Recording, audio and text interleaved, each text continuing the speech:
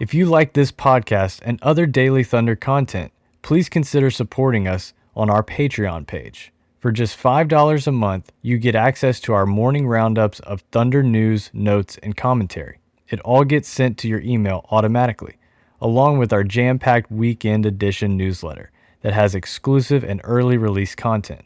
For $6 or more a month, you qualify for things like free t-shirts, mugs, hoodies, and special live event passes. For more information, visit patreon.com/dailythunder. Thank you for listening to this podcast and for supporting Daily Thunder. Welcome back to the Daily Thunder podcast. I'm your host, Ryan Woods. I'm here once again with managing editor Spenser Davis. How are you, man? Doing great. How are y'all? Doing well. We're also here with Brandon Rabar, Daily Thunder beat writer. Brandon, how are you, man? I'm good. I'm excited to do this mock draft now that we know the order. As crappy as the order is, at least we know it. Yeah, so we are going to do our first mock draft knowing the order. So how this is going to work is we'll go just in order, snake style between the three of us, and there will be trades. Of the possibility for trades is wide open. So I will be selecting first with the Pistons, Spenser second with the Rockets, and then Brandon third with the Cavs, and so on and so forth. We'll go in that order the entire time. We will probably make it through the entire first round. We will see how it goes. All right, so first overall pick, I'm going to go with Cade Cunningham to the Detroit Pistons. Shocker. I know that was, I know it probably should have given a warning. You guys pull over in your cars for that one. I should have told you.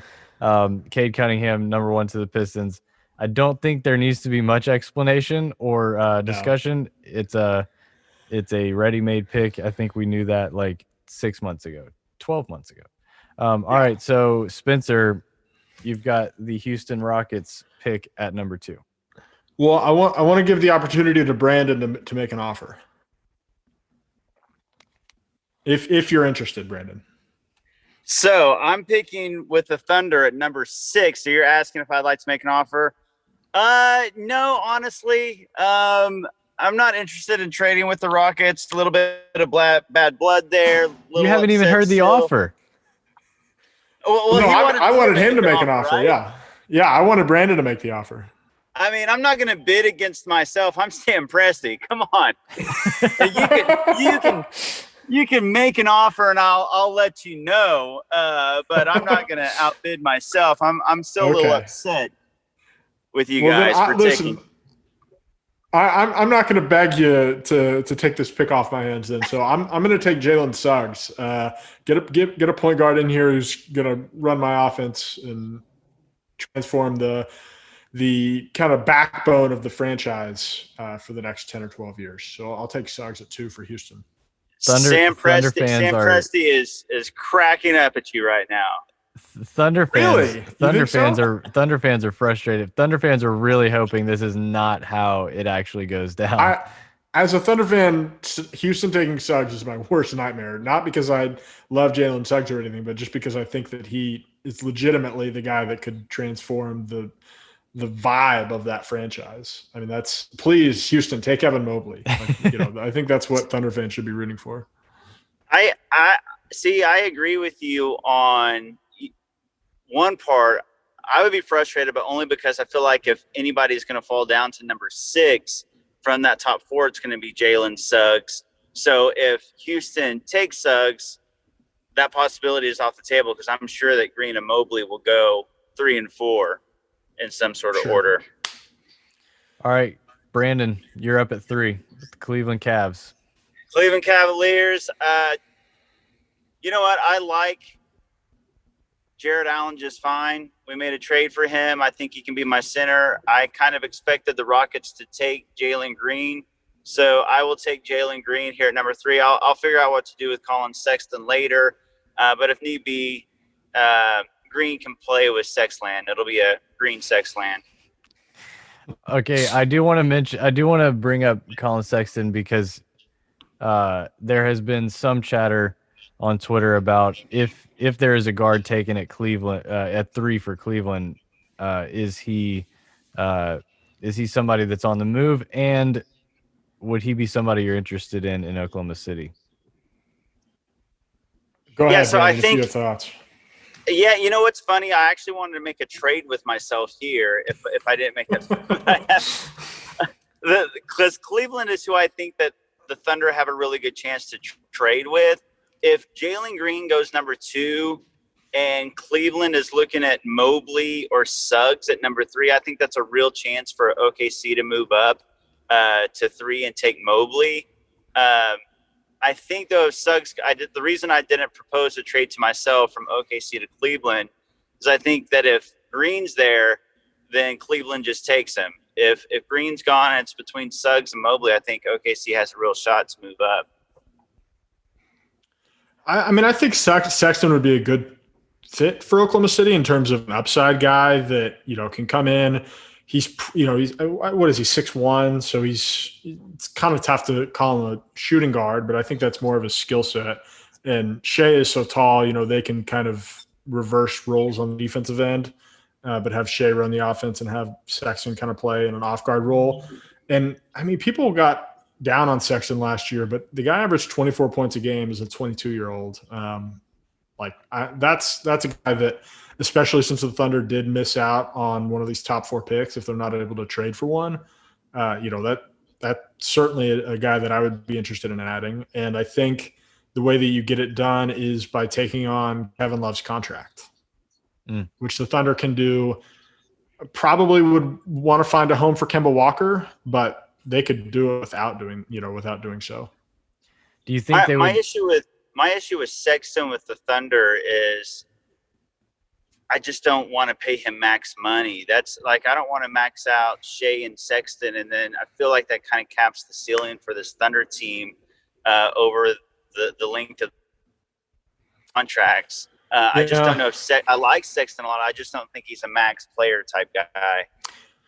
Yeah, what would his max be? Is it like 30 million? I mean, I guess it's whatever Shea's is probably.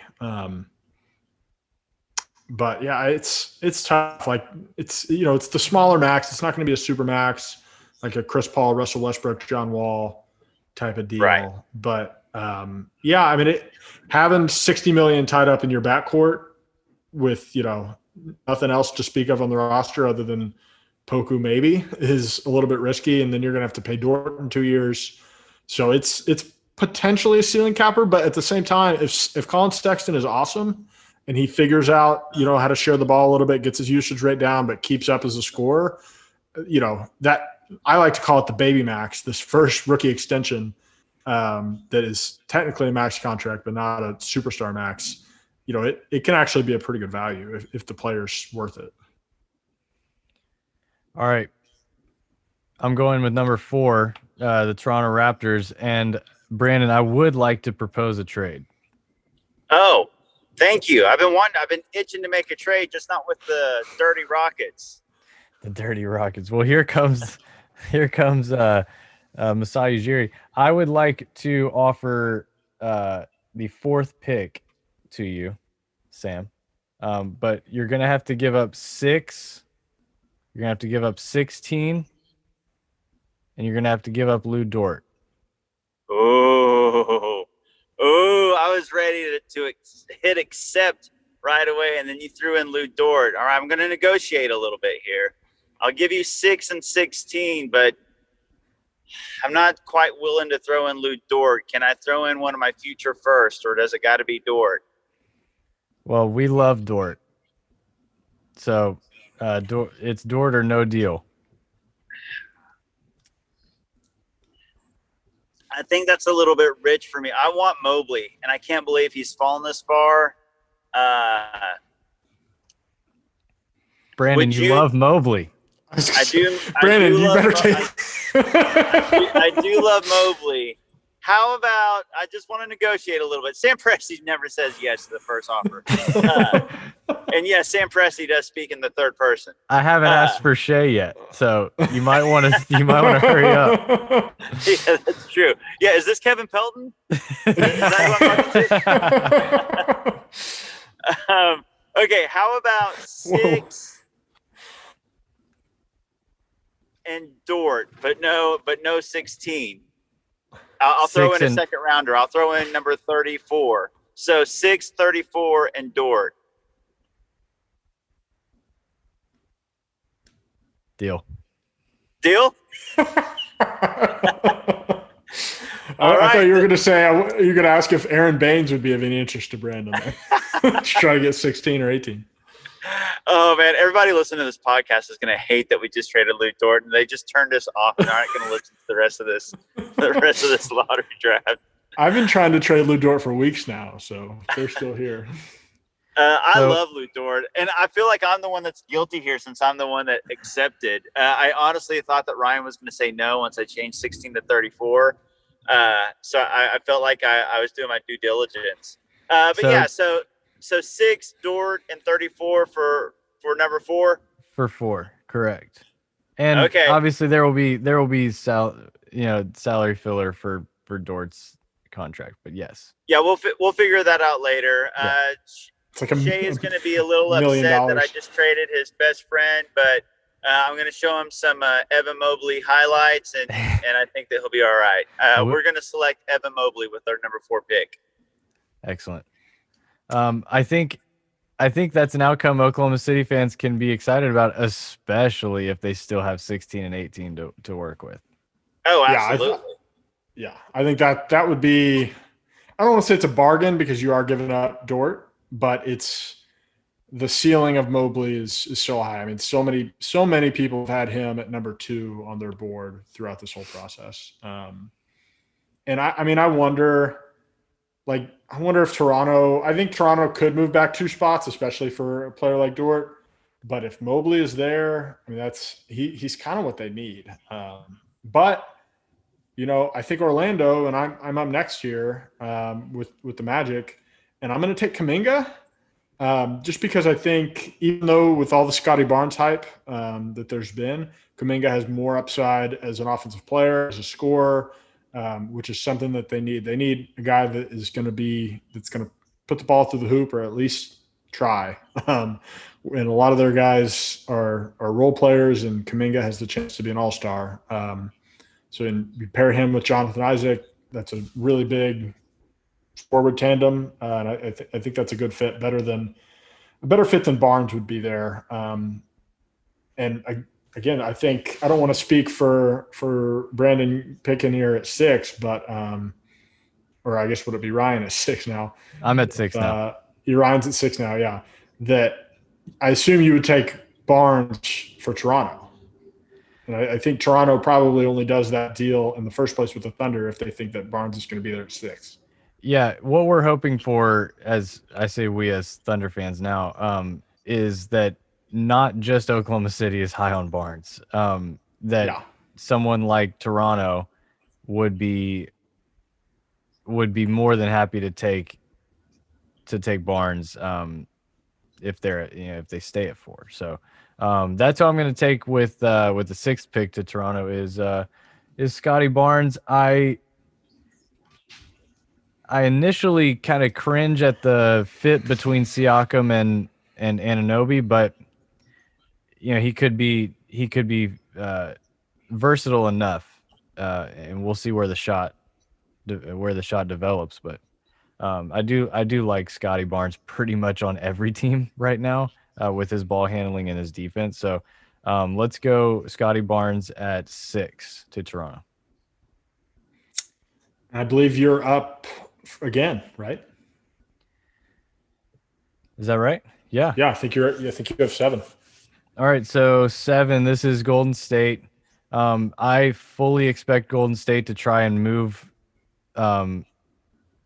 out of this position with 7 and 14, but the team that I think would be most likely is Toronto, and we've already made a deal. So I do think they have a 7-14 Wiseman and Andrew Wiggins trade to make, and I think Siakam could be someone that they go for. Yeah, for sure. So we'll see, and that would be interesting for Toronto because they could get 4 and 7 and use that to possibly move up. So just a PSA for Thunder fans. We are not the only team that's interested in moving up, and I think there will be some competition there. So I will draft here at 7 for Golden State, in the event that they can't move those picks. So at 7, I will take Davion Mitchell for the Golden State Warriors. Ooh. No, I'm kidding. He's an older player. Is he the oldest guy in this draft? No, Chris Duarte is like 27. Oh my Not lord. really. He's not really. He's like 24, but might as well be. So Mitchell here to Golden State. He's kind of a microwave scorer, and I think he could run offense off the bench. So Sure. I do think there is some value there and some good a good fit there. So Davion Mitchell to the Warriors. I think Brandon's up now, right? No, it's me. I You? think, right? Okay. Yeah. No, I'm kidding with the Bowie. I think that's probably the team that should take him. He would be lower on my board, especially for the Thunder. But Agreed. if Clay, if they're not 100% confident in Clay, they need a guard that can play right away. That's a pretty good fit for them. Okay, I'm going to take just the best guy that I think is available right now for Orlando. We should talk about this. There's a kind of a top 6, and then that everyone sort of agrees on, and then I feel like there's an next group of 4. Davion Mitchell's one of them, and then it's Sengun, Book Knight, and Moses Moody. And looking at the Magic here, they already have guards, right? Like they have Markel Fultz, they have RJ Hampton, they have Cole Anthony. So I'm not going to give them Book Knight or Moody. I'm going to go with Sengun here. And I know they already have Wendell Carter as well, but I think, Wendell Carter might not be a long-term piece for them and is not somebody that you make decisions around with your franchise. And also, I think Sengun, at least for the time being, could play as a 4 while he works on his jumper. So I'm going to give them Sengun at number 8. So that if I would be curious to know if Magic fans would be excited about coming away with Kuminga and Sengun for 5 and 8. I think it's worth getting excited about for both those players. But what you mentioned about Wendell Carter you're probably not going to make decisions based on him.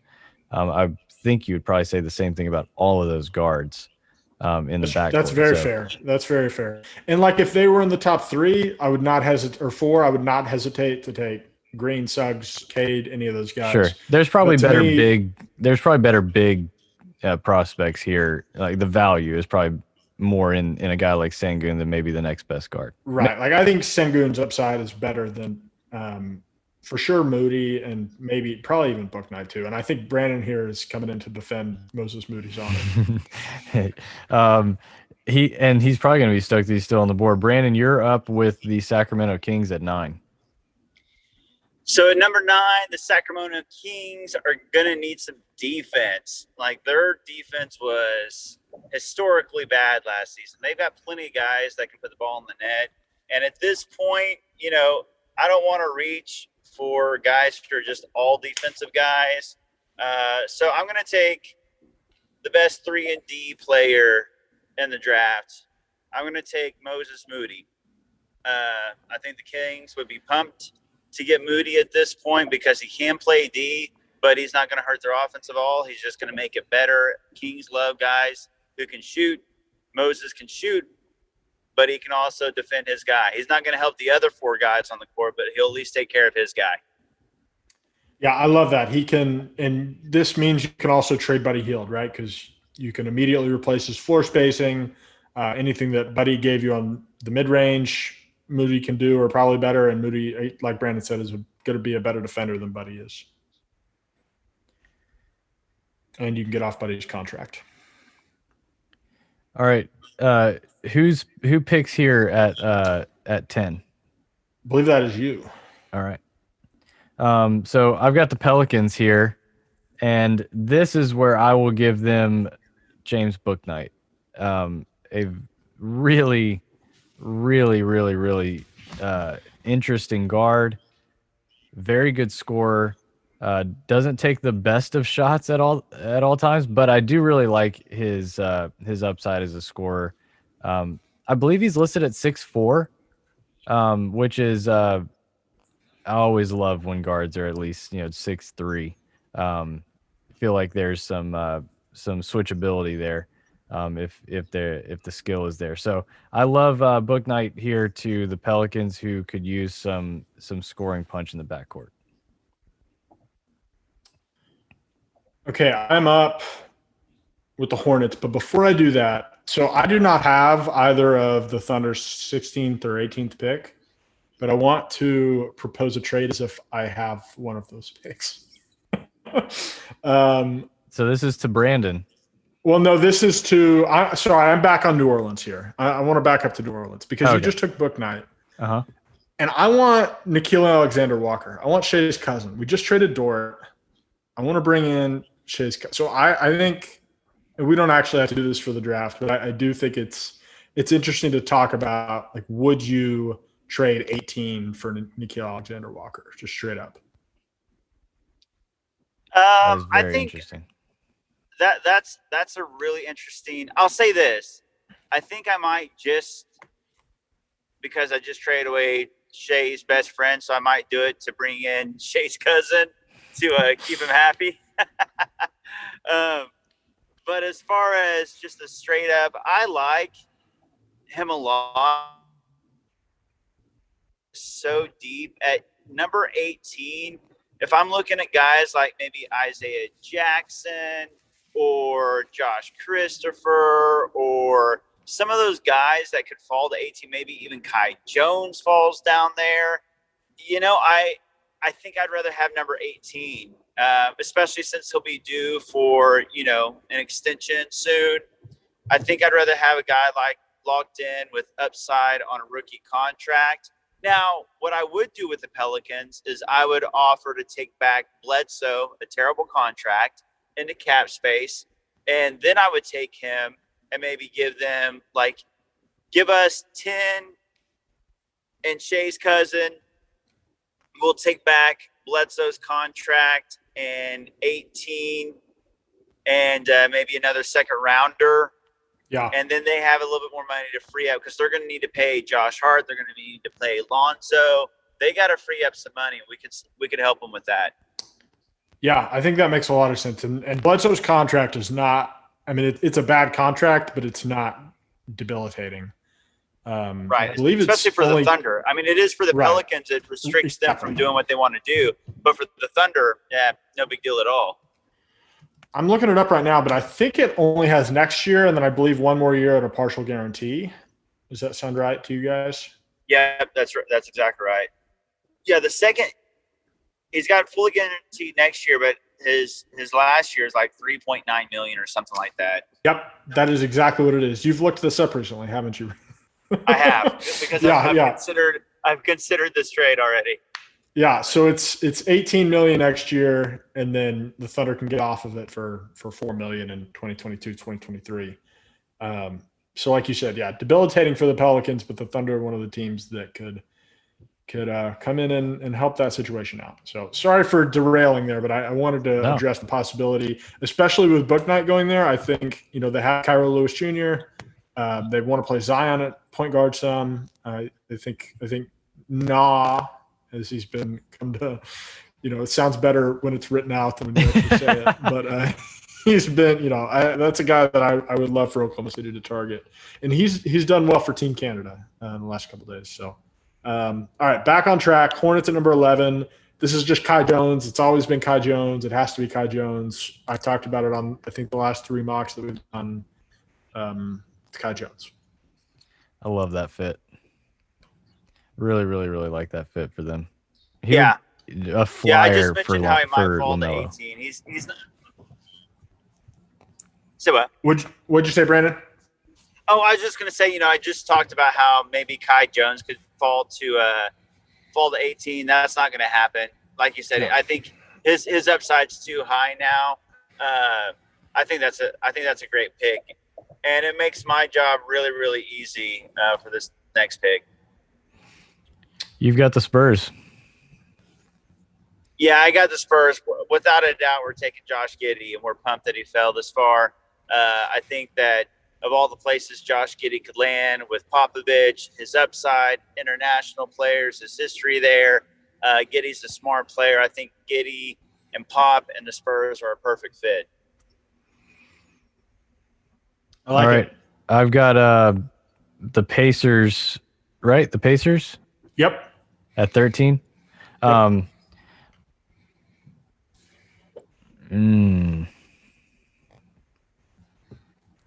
The Pacers are going to take Franz Wagner, Nice. who I think may end up being the best 3-and-D guy of this draft. That's So what were you going to say, Spencer?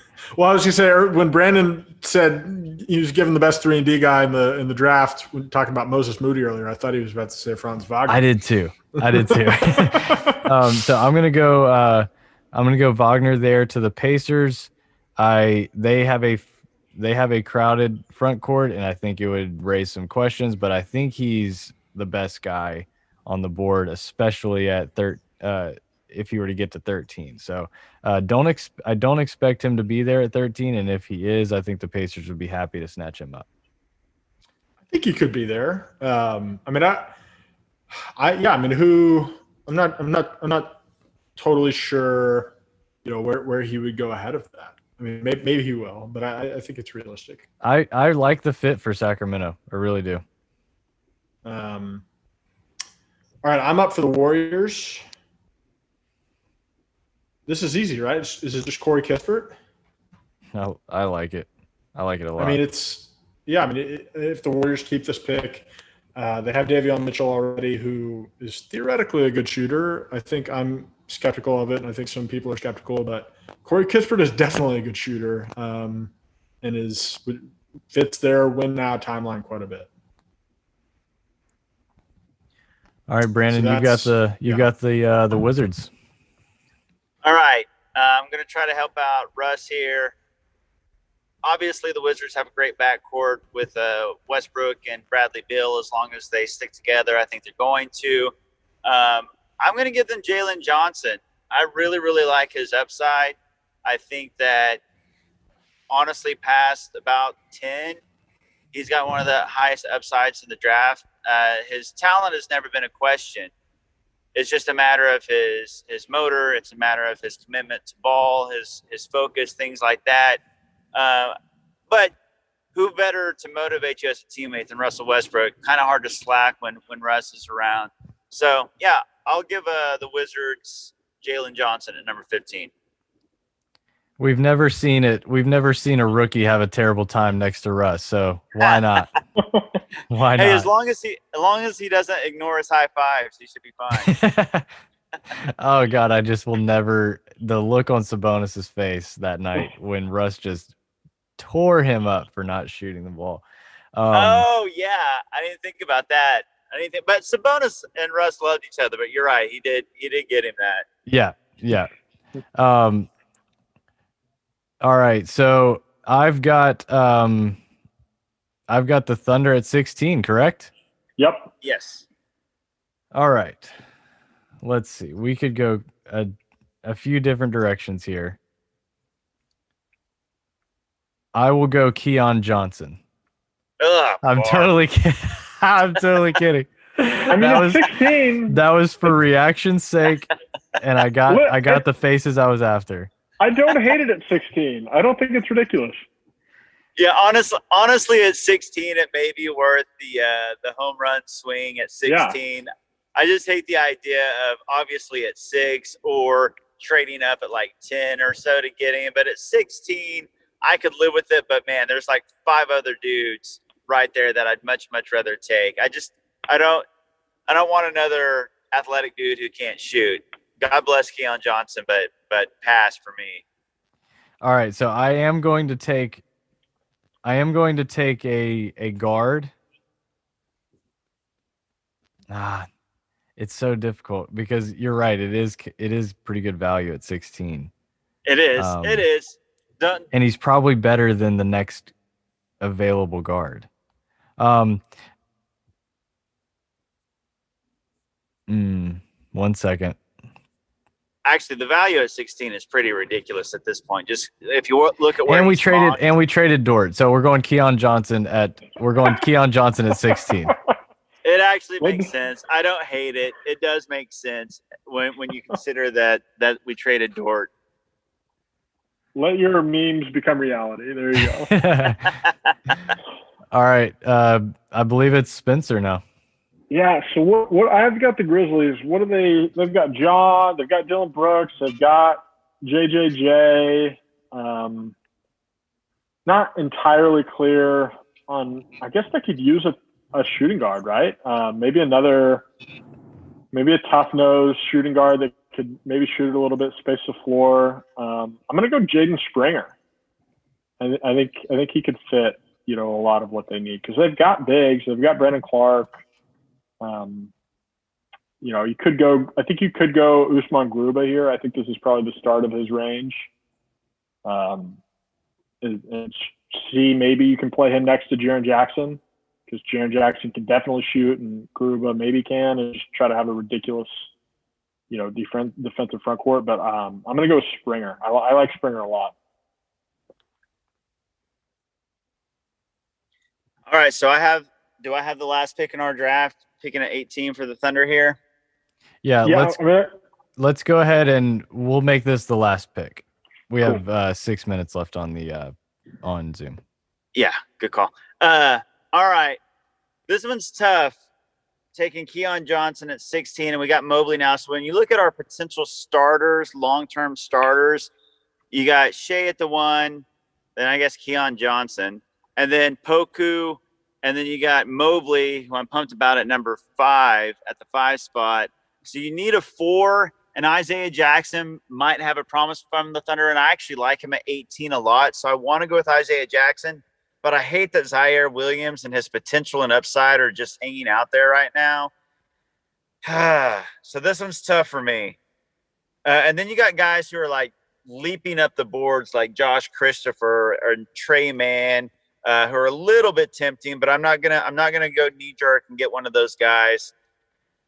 I think I'm gonna go with Isaiah Jackson, but I may kick myself for not picking Zaire Williams. And I guess he could technically play the power forward spot. He is like 6'10". No, I'm going Zaire Williams. That's it. Sam Presti. He loves the potential, especially at 18 and going for home run swings. Give me Zaire.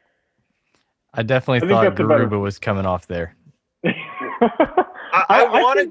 I want a Garuba, and I know that, but I just don't know about the fit when you got Keon Johnson who can't shoot, and the Mobley is a good shooter for a center, but he's still not like an elite shooter. Yeah, and we don't know about Poku, so I want a guy who can at least shoot. And as great as Garuba's defense is, maybe one of the best defenders probably his second best defender in the draft behind Scotty Barnes.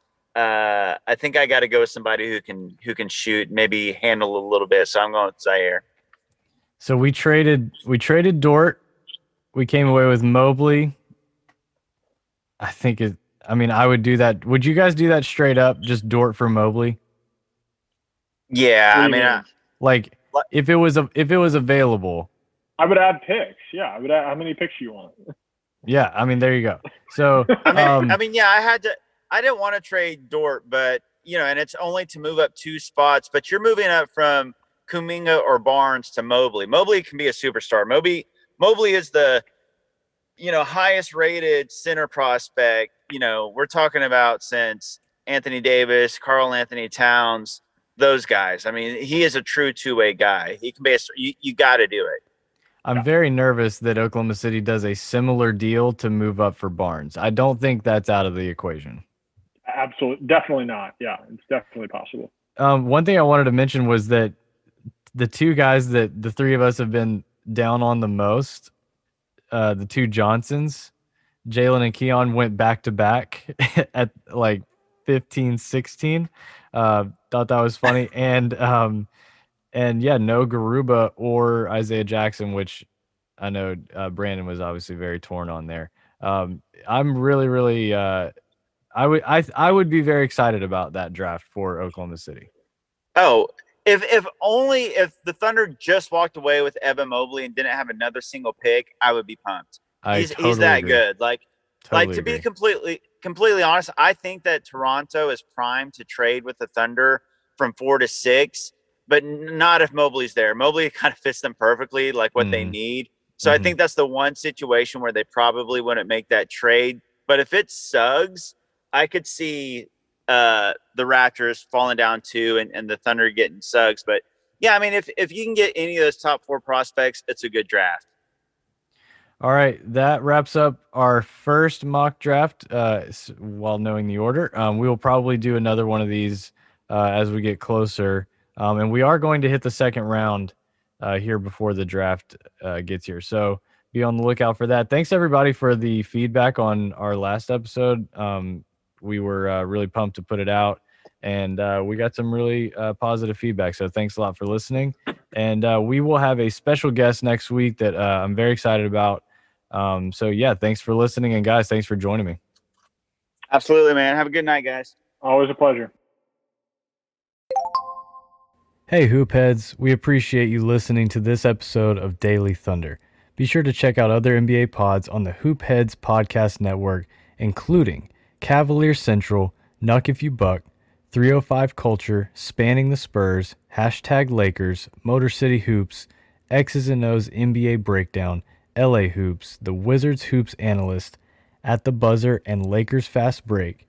There are also coaching-focused podcasts, Thrive with Trevor Huffman, Beyond the Ball, the CoachesMaze.com podcast, Players Court, Bleachers and Boards, The Green Light, and Courtside Culture. Oh, and don't forget the network's flagship, the Hoopheads podcast, hosted by Mike Klinzing and Jason Sunkel, and featuring the best minds in the game from its grassroots to the NBA.